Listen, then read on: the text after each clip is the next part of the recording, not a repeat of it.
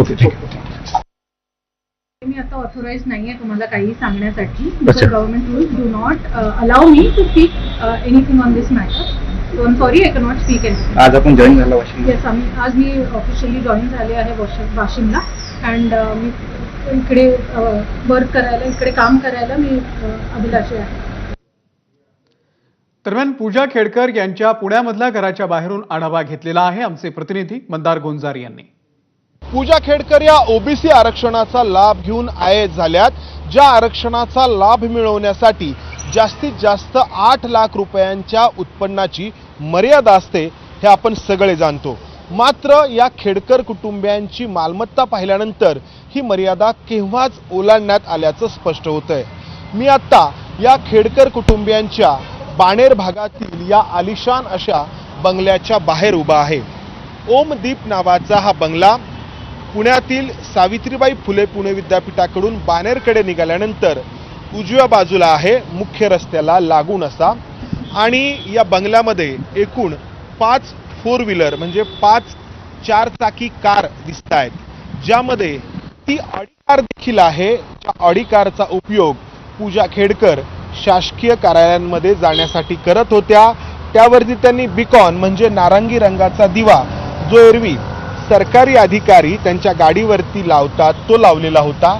ती Audi car देखील या ठिकाणी झाकून ठेवण्यात आल्याचं आपल्याला दिसून येतंय. आणि या झाकून ठेवलेल्या ऑडी कार बरोबर इतर आणखी 4 4 व्हीलर या बंगल्यात दिसत आहेत, ज्यामध्ये एक पजेरो गाडी देखील आहे आणि त्या व्यतिरिक्त इतर 3 4-चाकी वाहनं आपल्याला या ठिकाणी दिसून येत आहेत.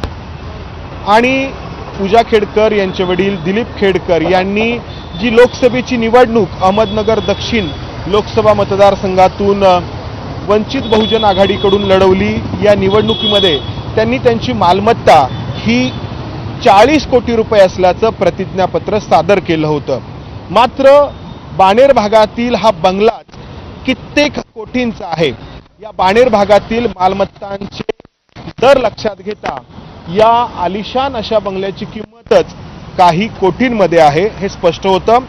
त्यामुळे दिलीप खेडकर यांची मालमत्ता 40 कोटींहून अधिक असण्याची शक्यता आहे. दुसरी बाब म्हणजे पूजा खेडकर यांच्या स्वतःच्या नावावरती 17 कोटी रुपयांची मालमत्ता असल्याची माहिती आहे वेगवेगळ्या ठिकाणी ज्या काही जमिनी आहेत त्या माध्यमातून.